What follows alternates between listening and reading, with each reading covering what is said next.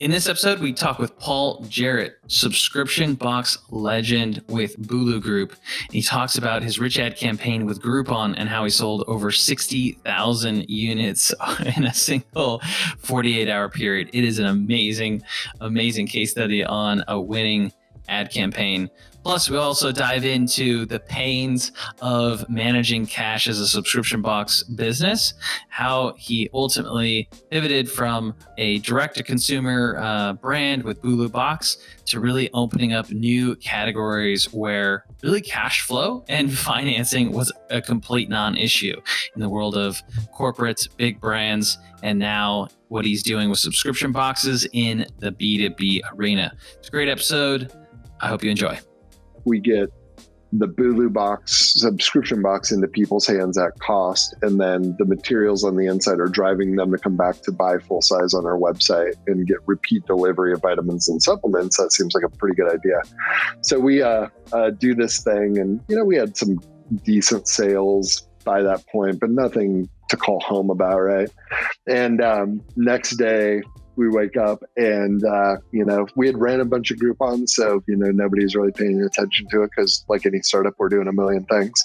All of a sudden my phone just starts blowing up from our sales rep. And he's like, third or fourth phone call, I'm walking my dog and I'm like, this must be pretty important if he's calling me. And didn't even remember that ad went live. And I was like, hey, what's up, man? And he goes, are you going to be able to fulfill these? And I was like, yeah, of course. What are we at right now? I haven't checked it in the last 30, 40 minutes. And he's like, we're at 30,000. And I was like, no, not items, how many, full sales? He goes, yeah, man, we're at 30,000. We, do we shut it off? We all think we should shut it off. And I was like, no, do not shut it off. Let it go. Let it ride, man.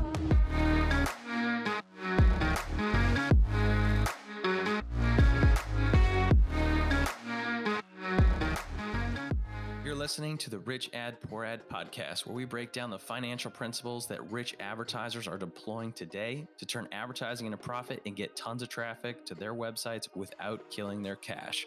These advertisers, agencies, affiliates, brands are responsible for managing over $1 billion a year in ad spend. You'll hear about what's working for them today, their rich ads, and we'll roast their epic failures and crappy ads on the internet with poor ads. Let's get into it. Welcome to another episode of the Rich Ad Poor Ad podcast. This is your host, Zach Johnson, and I'm with the one and only Dylan Carpenter. How you doing, Dylan? Good, man. Good. This is gonna be a solid one today. Yes. We're gonna be diving deep into subscription, CAC, LTV, payback periods. I'm so excited about today's guest. He's quite a legend in this space. I'll give you a little bit of background, Dylan, on him, and we'll get him on here. But so Bulu Group, check out bulugroup.com. These guys, I think, are like the kings of subscription box. They have worked with some of the biggest names in subscription box, from GNC to Disney to some even bigger names that they're working with now, and the subscription box arena is so heavy in logistics and cash and payback periods, and finance is a really, really, really big part of it. And so I feel like today's guest has completely mastered it. And it's also really interesting to see what they're doing now with taking subscription boxes to the world of employee engagement and rewards. Now that a ton of people are working remotely, I feel like everybody in subscription box has been so focused on D2C, everything consumer related, and our guest today is just going in all the different pockets that subscription box companies aren't, which is it just came off of a ton of big contracts with super high corporates to now going into pretty much like full blown B2B mode. So what do you think, Dylan? You excited? Yeah, man, the hype is real. Let's make the magic happen. All right, man. Without further ado, Paul Jarrett, welcome to the show. Yo. Yeah. I gotta fact check you right out the gate. So I looked up Dylan Carpenter. You said the one and only. I counted 7. There's a Dr. Dylan Carpenter who's number one. So yeah, fact check. insert like a little audio like fact check. What's up, guys? How you doing? We don't do fact checking here. You're like the Yeah, first yeah, yeah. person. We do a lot of marketer math. We do a lot of rounding to the nearest million. The And opposite of marketing and advertising, the opposite of fact checking. No, it's awesome. Thank you guys so much for having me on the show. Super stoked to be here. And I always love like podcasts that have a little bit of meat to them. They're like, they're not like, talk to me about culture. Like, oh, God, here we go. So, yeah. Well, I'm excited, man. You're also, a recovering agency guy, right? So you said you and your wife had been a part of, what was it, 7 or 9 agencies, something like that? Yeah, between the two of us, 9 agencies. I've done everything from account direction to new business development. Did a stint as a copywriter. She's mostly on the creative side, but she's been an account manager, creative director, worked on Pixar, between us, 9 agencies and brands like Nike, Lowe's, Pixar, Jergens, Band, Curel. So yeah, we've from New York to San Francisco and everywhere in between. So we thought we were going to open an ad agency one time, and then we thought, let's do something a little bit more tangible, product in, product out. So, well, here's the thing though, like the word agency is completely overused today. I just want to highlight what type of agency. Like we're talking, New York, awarded. Yeah. Like literally, Mad Men was based off of BBDO where I work. So I mean, we went for it, and we did the quote unquote, like, we made it to where everybody wants to work in advertising, right? Yeah, I mean, it's awesome to see how you're bringing that into what you're up to now with Bulu Group, because nobody in subscription box, you're like the only person that's just like, oh yeah, I've got the balls to go do a partnership and do a full turnkey solution with Disney and Lulu and GNC. And it's just like, that requires some serious salesmanship and some business development skills. Thanks, man. That like, I feel like we could spend a whole episode just having you come back and teach biz dev, but we're gonna talk in. I want to focus the conversation really around something you said right before the show, which is Subscription Box is pretty much just a logistics and finance company, like at its core. And you pretty much have to, you listed off like a set of skills, right? So like maybe share that, recap that, because I feel like that's going to be the theme of our entire conversation here.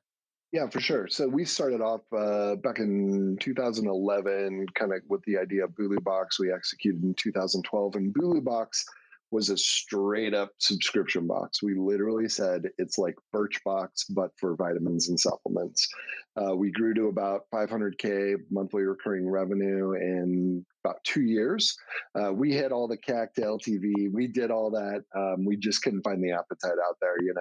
Dollar Shave Club hadn't been sold.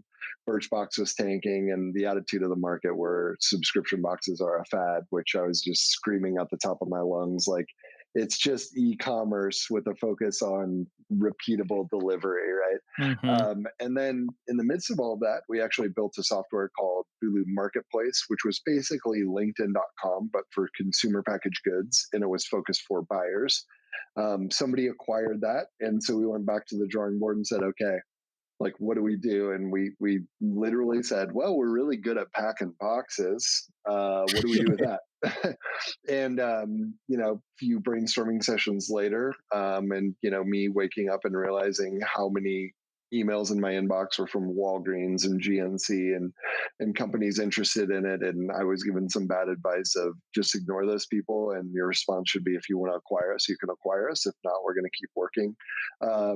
And so instead, I picked them up and gave them a price, and it was kind of, off to the races. And then we eventually, I think 3 years ago, dropped Bulu Box, and we just exclusively did turnkey subscription box solutions for large companies.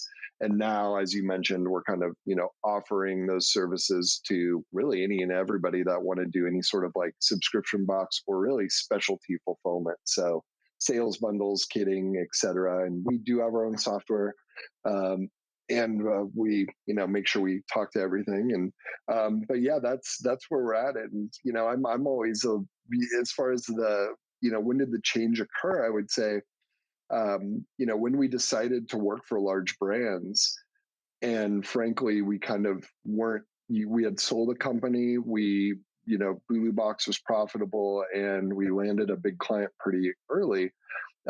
We then had the luxury of kind of going like, okay, we can't just survive, right? We have to. How do we thrive? What do we need to do? And one of the first things I did was go out and literally hire people that in no way did I ever believe that these people would work with us, but it was a lot of finance and logistics and accounting people, which I knew we were weak on.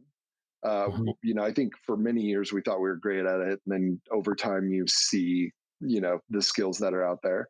And so Mhm. there was a lot of blindly handing over our QuickBooks to, accountants and finance and corporate people. And the ones who kind of, sifted through everything and saw the opportunity, I mean, they're pretty good about coming back. And, there was no aha moment until we were actually doing it, but there was just seeing somebody that can actually make true projections and seeing a team that can really whip up Excel. And so, we had a team that had all the knowledge and we just needed a team to come in and to organize it and say, okay, so, 5 years from now on this current trend, here's where these companies will be. 6 months from now, we're going to use this tape no matter what. We're going to use these labels no matter what. So let's Mhm. buy X amount and get them at this price. And terms was a big deal. We never thought we were big enough to get terms and better terms. And one of the first things we started doing was like 60-day terms. Take money fast, pay money slow, right? Uh-huh. And then it Amen. just kind of yeah, like everything just became painfully apparent that just like your personal bank account where you get Starbucks every day, that shit adds up, and having people come in and really tightening that up. And my god, just the number of softwares that we had signed up for and never used and we're just getting pinged. I mean, we're talking like Mhm. thousands of dollars every month that was just Mhm. slowly eating away at us.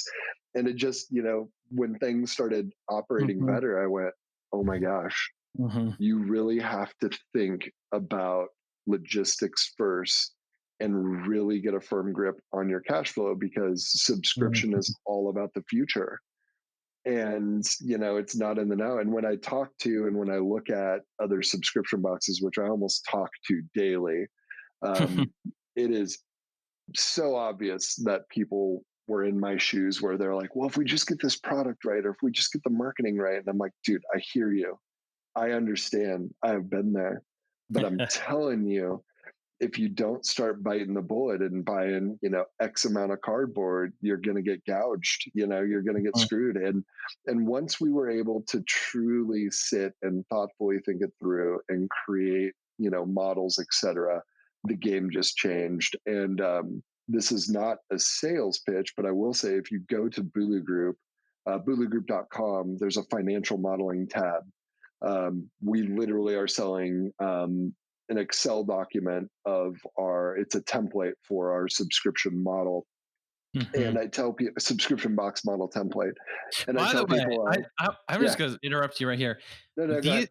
This financial model, I'm just looking at the screenshots of it right now, and these financial models, if you were just to pay, let's just say an Excel jockey, right? Right. And let's just say the Excel jockey did not know what he was doing. This Yeah, would probably cost you $4,000 or $5,000 to get an yeah, Excel jockey to build, not even including the expertise of like how to even model it out and what are the yeah, important things to highlight and do roll ups and projections. And I feel yeah, like this financial model, you can easily throw in another 15, 20 grand of expertise here on top that yeah, you're yeah. selling for And $95. It's yeah, yeah. amazing. Yeah, and it's funny. The story behind the price is actually pretty funny. But there's also a YouTube video where we literally have the like head of our client services. She literally just walks through and painstakingly says like, the document. I'm all about notes in Excel, right? So the document really has a lot of good notes in it.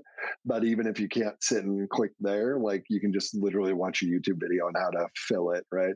And we do, for years, it was a 25K fee for brands to have us do that. Our model internally was a little bit more elaborate and customized. And so, because we had to for each of those big brands, make it a little tinker with it for them. But the base model, I mean, it's all there. And then we put it so, and nobody bought it at 25K, right? And then we put it at 0, and like nobody bought it at, downloaded it for that. And so after a lot of A/B testing, $95 is the price that people will actually download it. And so it's the idea was, I mean, honestly, when COVID hit, there was the big oh shit moment for us.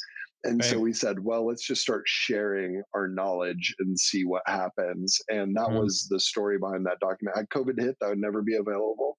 Had people downloaded it at, a different price point or for free, we would have Mhm. left it. But $95. The funny thing is like you can literally just email me and I'll give it to you for free. Or like I hand it out like, whatever. And there's been people where they pay and I literally just reimburse them and email them. I'm like, So yeah, I'm sorry, I can't that's charge you for funny. this. I'm giving it out for free.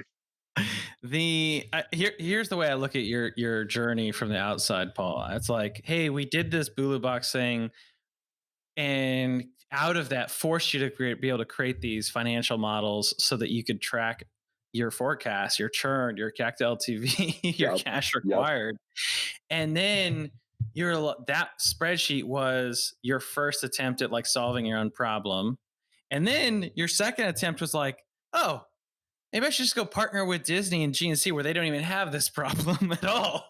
Well, yeah, and the problem was actually like when we started, we were the 6 subscription box, and it was like 28 cents to get somebody, and then Right. it just kept growing and growing. And now the average is, I think, about $37 to acquire a customer. And when we raised capital, our highest projection was like $12 to acquire a customer, Mm. and we thought that was outrageous. But the competition came, and before you knew it, there was 7,000 subscription boxes. Not to mention, with subscription boxes, you're still actually fighting other subscriptions like Netflix and magazines, and Yeah. subscription is like a category in somebody's mind wallet, right?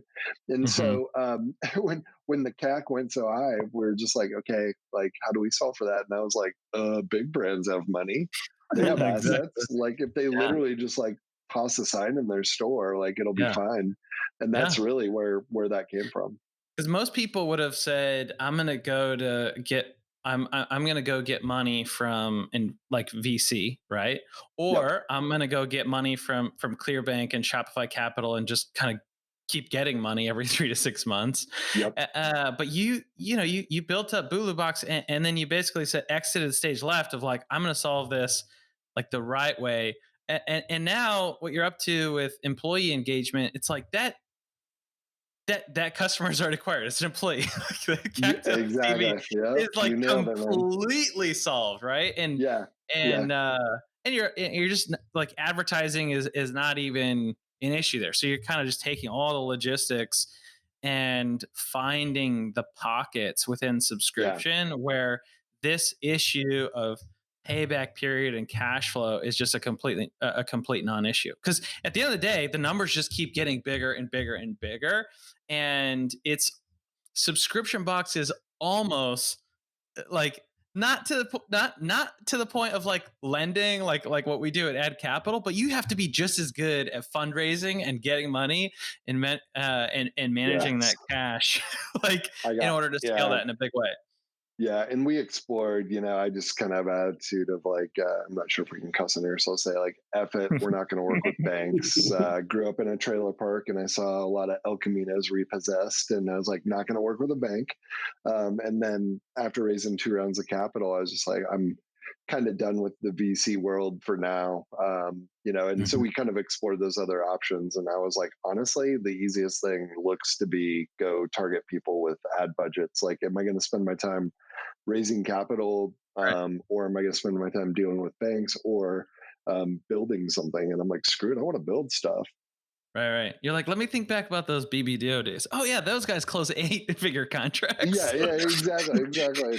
How Those guys much? are, yeah, Um, those guys are how, easy to get 8 figures from. Like yeah, way easier than VCs and banks. I remember I go, they grew 80,000 subscriptions last month, but they didn't even do anything. Yeah, 80. Are you sure? Go get that confirmed.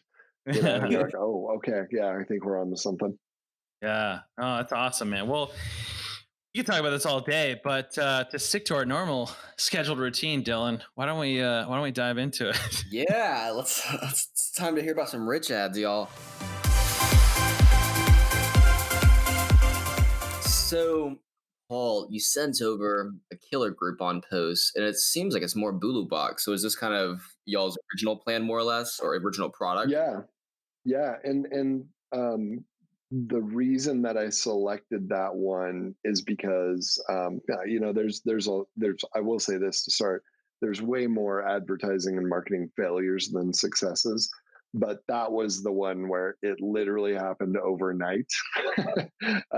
And there's a lot of other cool ones with strategy, and one that came to mind was the ad campaign we did for Lowe's, and I remember thinking, nobody's going to buy designer faucets. Like, what the hell? And they're like, no, we just spend enough money to force people. And like, you go into anywhere now, Wow. everybody's got designer faucets. And I remember thinking it was the dumbest thing. And that was just sheer force of money to get consumers to think about their faucet, right? But this one was cool because it was just, we woke up and we're like, oh no, what do we do now?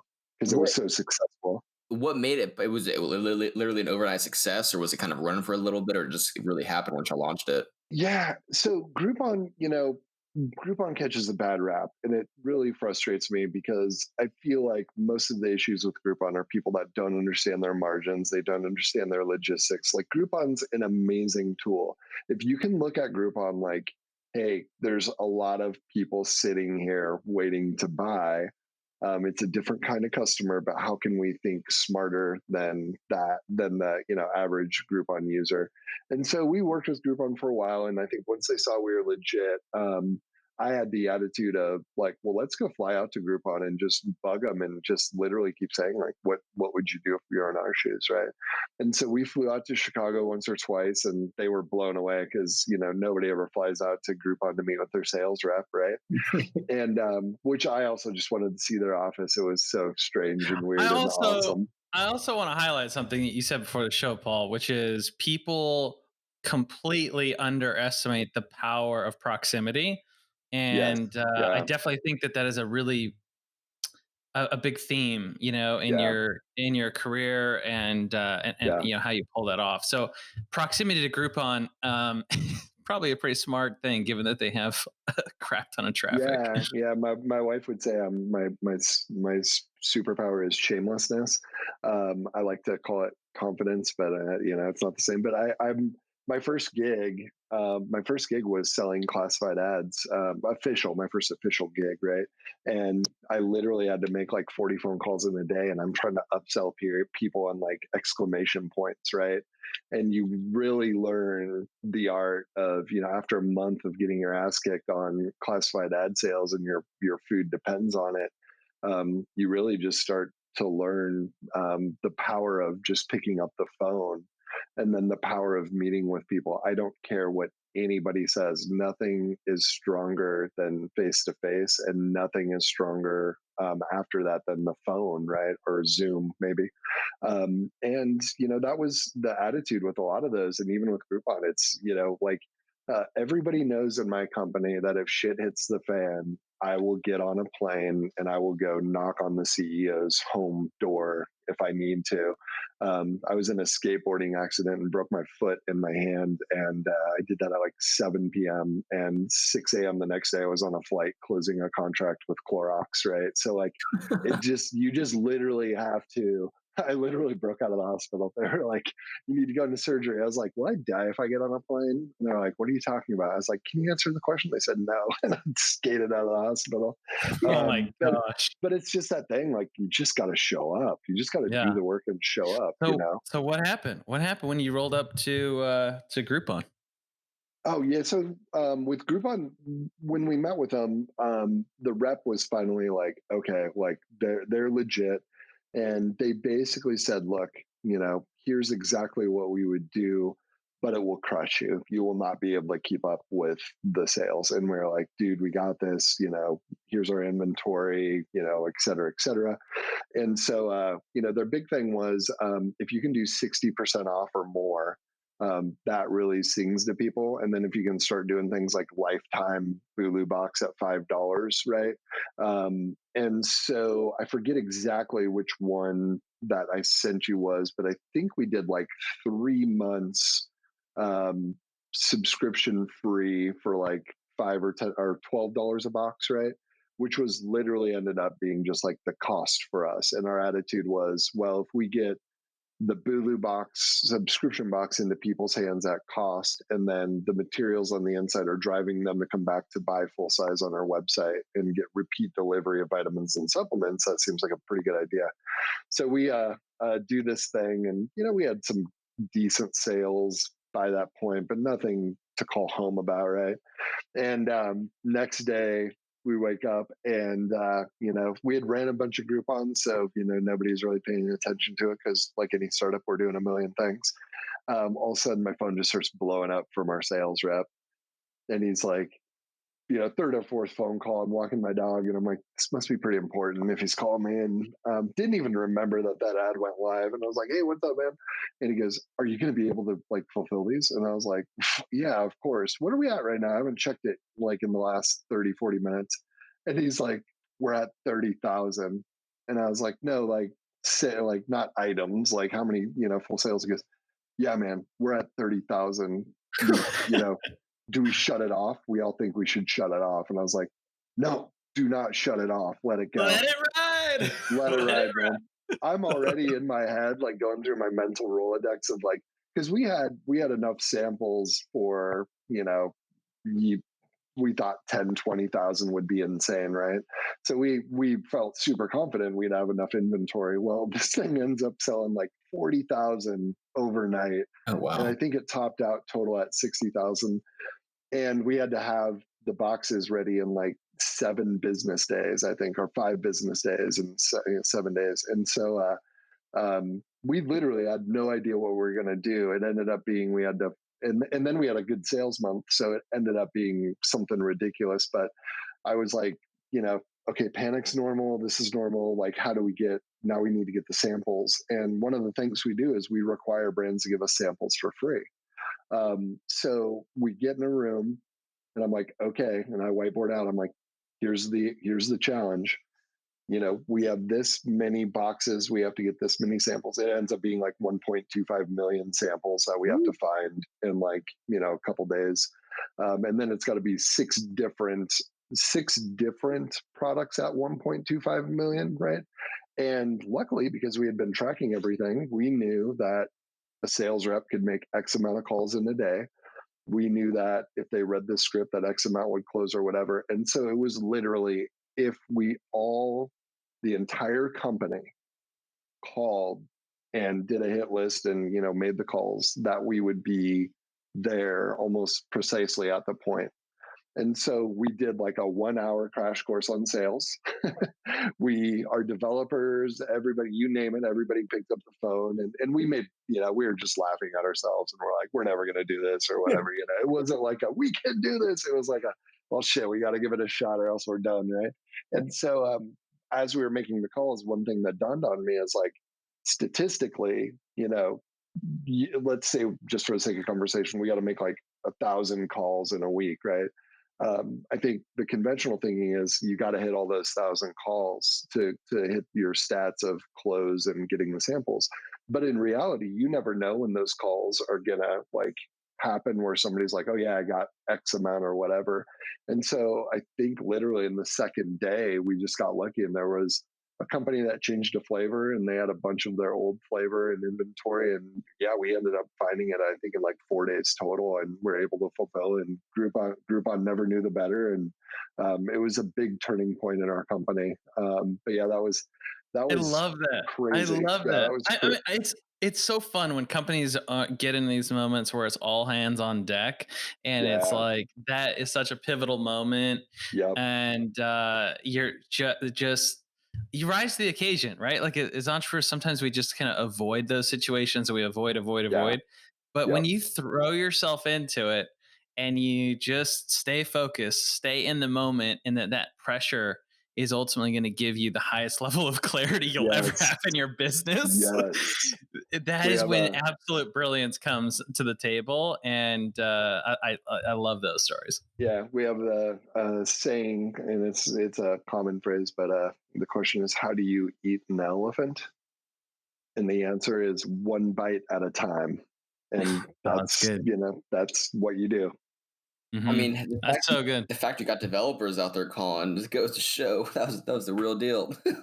Yeah, yeah, you could tell by the look in their face. They were like, "I'm gonna kind of fake it or whatever." But it's like you're just at the point where, like, even if they do one call, it helps, right? And I just Yeah. imagine. I mean, Groupon was panicked, and I just imagine them if they would have showed up and saw, like, people in this rinky-dink, office in Lincoln, Nebraska, and there's people in closets and bathrooms making phone calls. And just like, what the hell? But man, yeah, that was a even when I was whiteboarding out in my head, I'm like, what are you doing? What? Oh my. Like, are you, like even me? And I'm just like, just be honest. Like, and it did. It just kind of turned into that delirious, like, this is so stupid, but like, screw it, let's try, This episode is brought to you by Funnel Dash's Ad Card, the only charge card exclusively for your digital ad spend. And if you're an advertiser spending tens of thousands, if not hundreds of thousands of dollars a month on ads, and you're in e-commerce, and you're looking for more capital or credit to scale, then you're probably familiar with solutions like Shopify Capital, Brex, and ClearBank. The problem with these solutions is the cost of capital is expensive, and they take a percentage of your revenue. One of the beauties with AdCard, when you combine it with one of our in-network, of our 5,000 in-network agency partners, you have the opportunity to qualify for free ad capital funding, where we'll load up your ad card with an additional $50,000 all the way up to $1 million of additional capital to deploy on platforms like Facebook, Google, Pinterest, Instagram, YouTube, and more. So if that's you, if you're in e-commerce, spending a ton on ads, and you're looking for a way to decrease the cost of capital, check out AdCard. We'll get back to the show. That's quite a sample we got on this rich ad segment here. Now, while that went super, super well there, let's hear about something that kind of crashed and burned. We Yeah, love kind of yeah, showcasing we're all human. Of course, everybody loves yeah. to flex on killer stats, but what's something that just did not go your way? Yeah. So, there's I would love to share the brand names like Disney and all that stuff, but I'm always surprised at how much they, find something on a blog and they come after me. And so I will say that, we don't handle the marketing for those companies, but we work directly with them, and we give them best practices. And there's just been, especially lately, there's been so many fails, and like, you want to try to show support for, like, whether it's like Black Lives Matter or Everybody Matters, and you just like can't fucking win right now. Like whatever you do, somebody's going to find something. So I'd say, like, that's happening. And there's plenty of, spend 50 grand on something and zero return, and I could go through those all day, because my attitude towards marketing is like, stop talking and just do it. And even if it doesn't work, you're going to at least get some sort of nugget from it.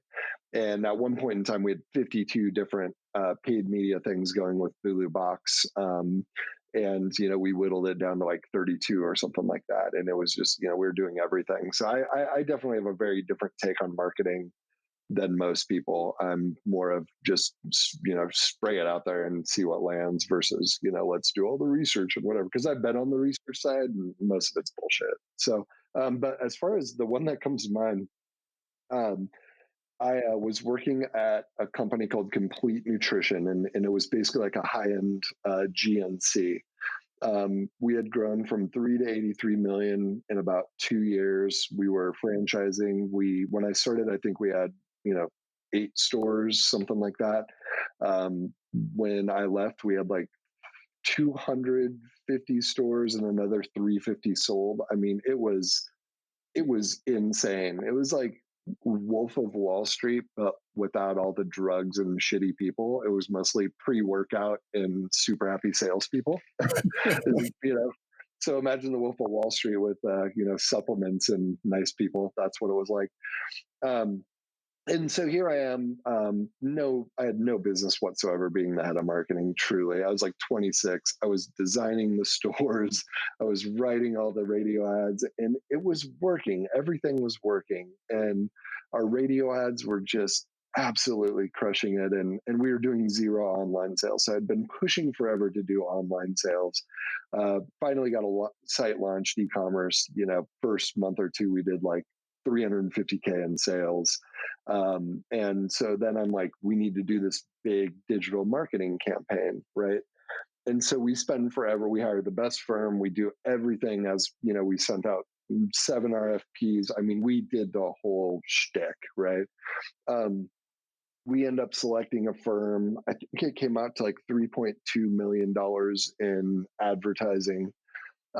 We start running this campaign and we dump $250,000 into it, and we were spending I think 100K or more in the process of spending that, and we had already basically purchased all our media buying. So a month or two goes by and 250K and literally zero sales from it. And to this day, I don't know if it was like a tracking error. I don't know what it was, but I spent every day and night trying to figure out like, why aren't these ads working? Why aren't these? And I understand the whole like, you got to be patient or whatever. But I'm telling you, like, we weren't even getting like traffic from this shit. We were getting like 12 hits. So I'm like, how do you pump $250,000 into something and you get like 12 website visits? Like, what the fuck is going on? Sorry, hopefully I can cuss. Believe me. Oh, free And reign, free reign. okay. So, I'm just like dying, right? And our CEO basically sends me an email and he's like, "Hey man, like, saw this spend and can you tell me whatever?" So I give him a breakdown. I tried to talk to him, but he was busy. And Friday rolls around, and this company was not shy to let people go. And so I'm literally got my own banker's box, and I started kind of putting some shit in it because I was like, there's no way I'm gonna be here anymore. And I saw the CEO come, and I was like, 4 p.m. right on time, So I hide the box and I sit down at my desk. I'm like, all right, breathe. This is it. And I was making a grip of cash at 26. I mean, it was crazy. And he walks by and he goes by, and I was like, no fucking way that happened. And then he kind of backpedaled and he put his hand on the door, on the side of the door, and he called me Big P. He goes, "Hey, Big P, $250,000 and like a dozen website hits?" And I go, "Yeah." He goes, "What are you gonna do?" I was like, "We just gotta shut it off, man." He goes, "Yeah, I think that's a good idea." He goes, "So we're just out $250,000." And I said, Probably some more. It's gonna be tough to get the ad buy back." And he kind of taps the door and he looks up and he smiles at me. He goes, "All right, don't let that happen again, okay?" And I was like, "Yeah." He goes, "All right, man, have a good weekend." And he walks off, and I was like, "What the fuck just happened?" And I was like, just sitting there, okay, does HR come or whatever? And that was literally the end of the conversation. And so here I'm thinking, like, man, I see people get fired all the time. And they were basically, after I talked to some people, they said, look, CEO usually gives people like 2 chances, right? If they screw up, and if they do the same thing or they have another screw up, you're gone. But like, that was your like, don't let it happen again. It was a big one. And that attitude, I mean, I will take that the rest of my life, of just like truly giving people the reins, letting them fail and moving on. And that is the story almost of our company. And as for the ad buy, I mean, it was like the classic, like, buy all these Google terms, buy all these, ad boxes on the side, retargeting. I mean, you name it, it was everything. And even the agency that we were working with was just like, we don't know what the fuck's going on. So that was pretty epic. And yeah, we had a similar story happen at Bulu, where we bought an ad by podcast buy, and it was like 50K, zero, actually one redemption. And I remember I just went to the person and I was like, 50K, huh? And they're like, yeah. And they're freaking out. And I was like, yeah, just like, don't let that happen again. And they're like, okay. And now it's like their story, right? They're like, Full but that circle. echoes throughout it echoes throughout the company. And it's like, man, fail fast, fail hard, and it's a lesson, not a failure. And I would even say like we're okay with people failing quite a bit. It's just I even say like you got about 3 times that you can fail at the same thing, but after the third time, if it's the same thing, it's kind of like, okay, what's going on here? So that's what I got. I love it. That's amazing, Yeah, man. that's It's an epic failure story right there. Yes, So to on to say the this least. this next segment. What I said, before the podcast, Yep. you were born for this segment, Paul. Uh, you know, part of what we're trying to do here with the Rich Dad Poor Dad podcast is bring more, financial management strategies, cash Yep. flow management strategies, Yep. and really just financial education for business owners, Yep. and really infusing that conversation and into advertising and marketing. Yep. We think that those two worlds don't interact or collide enough, and Right. yeah, so it's a fairly open-ended question, but really curious where you would take it for the Yeah. subscription e-commerce business that's growing quickly, that's tapped into Shopify Capital, tapped into Clearbank, they've tapped into all Yep. the different debt companies out there, and they're Yep. wondering what's next. Is this all Yeah. there is? Yep. So I'd say that the first thing I want to start off by saying, and it's humbling to say this, but I think it's important. I think the first thing people need to do is they need to just have a conversation with themselves and really understand what are you good at and what are you challenged with and where are you going to focus your time. And for me, I actually have dyscalculia, which is basically dyslexia for numbers. And you can go back to grade school, high school, college. I mean, A's, and it came to math, and it was like a F or a C. That was pretty much, or a D. It was a C, D, or an F, and it was basically like, what did I need to do to play football in college? That's all I needed to do. And I always have struggled with it, and I didn't know what it was until my brother, who's a doctor, looked at me like I was a moron. He goes, "Well, you have dyscalculia. You know that, right?" And I was like, What?" And he explained to me, and I looked it up at like 34, and I'm 39 now. And I was like, oh my God, that is exactly. And it's really quirky things, right? That are like, give it away that you have it. But I would describe it as, I'm not sure how most people do numbers, but I have like a visual when words and numbers are in, like, I think of them visually now. I'm trying not to think of them right now. And so like getting a string of numbers visually and holding it in my head, or an algorithm, or I'm sorry, like any sort of a like math problem, it's really hard for me to like do a formula and hold that in my head and do another formula. So I am terrible at math. Now what I am good at is understanding where we are and where we need to end up, and then I get people to help me figure out the in between part. And so many CEOs that I meet that are visionary or creative or whatever, they have a natural propensity to steer clear of math numbers. And I just like to tell people, like, I was that guy painfully. If somebody starts talking finance and numbers now, I literally have to tell myself, like, fucking pay attention, right? Like, classes in session, and ask dumb questions. And so I think it's important to state that to people. And I think the same reason that I'm kind of okay at it is because I have to focus on it. Now that said, there's a lot of different ways to go with this, but I'll go to what I think was the most enlightening thing for us, and particularly in regard to raising capital and understanding how VCs thought about things. And a lot of people know the CAC to LTV payback formula, or the CAC to LTV ratio, which there's a lot of different ways to say it, but the way that I say it is, once your lifetime value of a customer is 3 times or greater than the customer acquisition cost to get that customer, and you can pay that back in less than 12 months, you can pay that CAC back in 12 months, you have a subscription business. Some people might argue, well, your lifetime value needs to be 6x of the CAC, and you got to pay that back in 6 months or whatever it is. And is it software or is it CPG? And here's what I'm here to drop the bomb on everybody: it doesn't fucking matter. And let me tell you why. What matters is knowing what your CAC to LTV is, and then knowing how long it takes you to pay back that CAC. Now, here's the deal.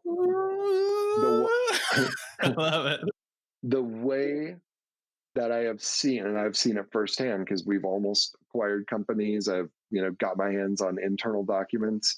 I am really trying hard to not name names now, but um, one of the larger subscription box companies.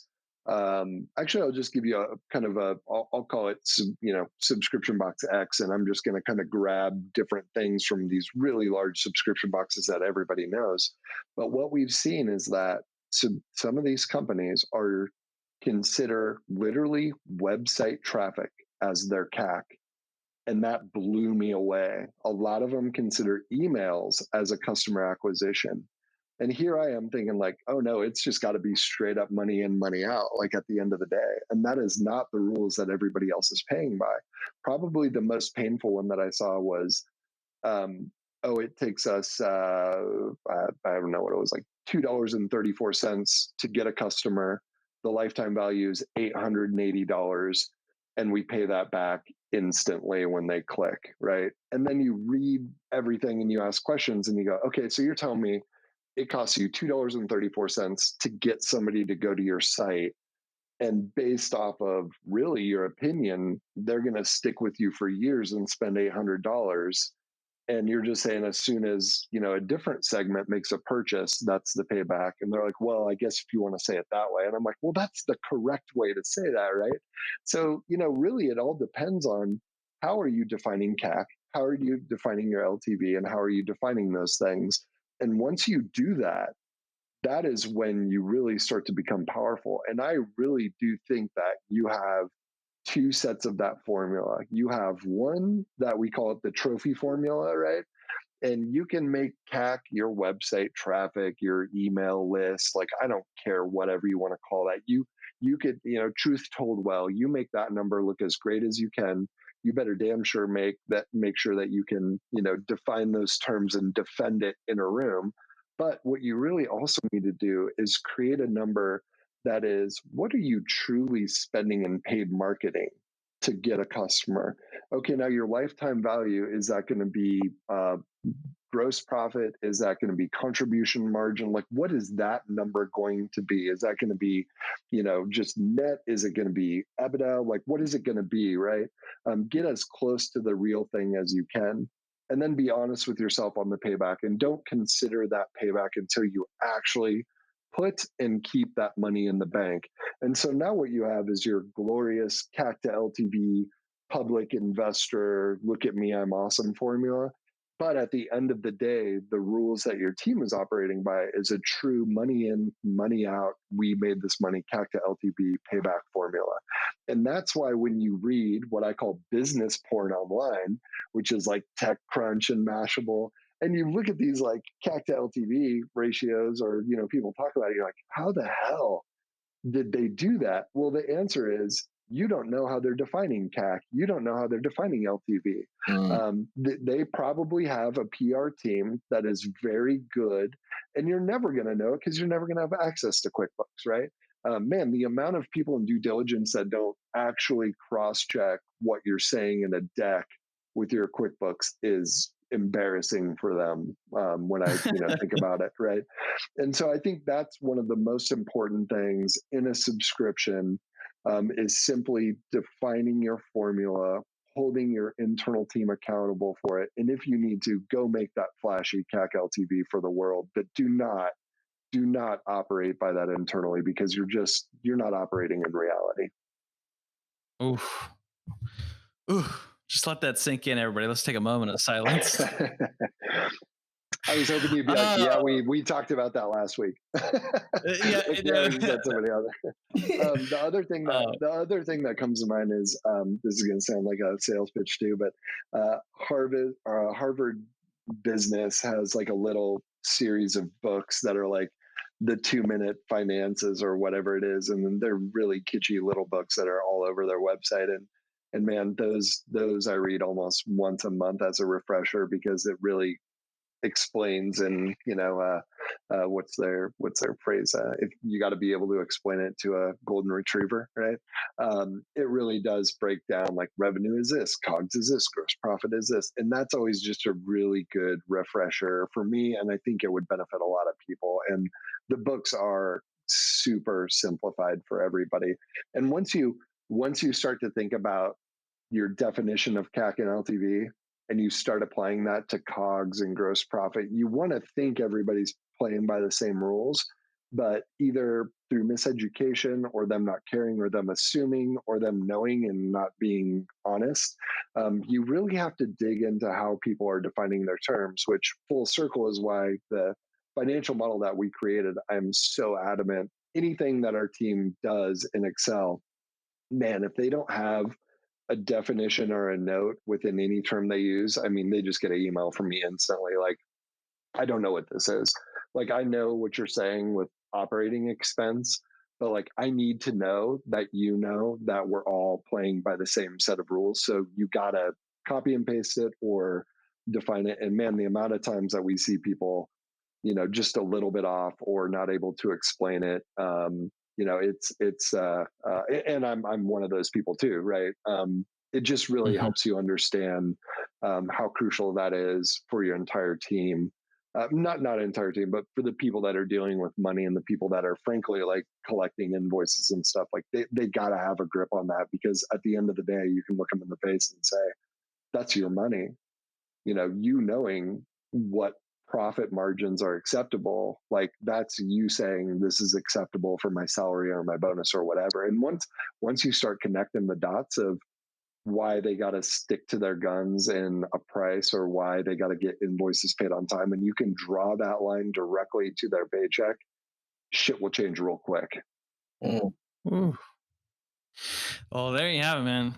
Paul, you've been an amazing guest. I love all the insights. You've been Thanks, to man. war and back, man, and some legends to tell. I love it. So tell everybody a little bit about what you're up to next, how we can support you, and how the folks, listeners can get in touch.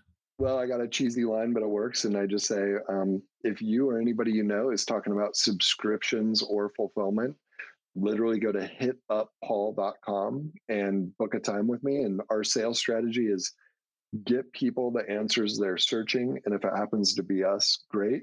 If not, make that experience great so that they go tell other people about us. And, it works pretty well for us. I love it. Thank you so much, Paul. Really appreciate it. This has been awesome. Dylan, one of 7 Dylans. You're the one and only in my heart and in my mind. Hey. Zach, you're getting there. But appreciate it, guys. Thank you so much. Thanks for everybody listening to my Madman rants. Appreciate it. Yeah, anytime, man. Take care. Man, that was a killer, y'all.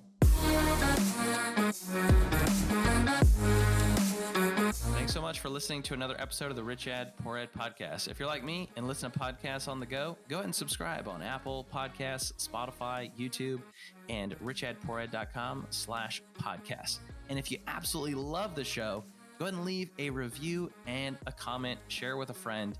If you do, take a copy, screenshot of it, email me, Zach@funneldash.com, show me you left a review, and I'll give you a free copy of the Rich Dad Poor Dad book. To learn more about the book, go to richdadpoorad.com. To leave a review, go to richdadpoorad.com/review. Thanks again.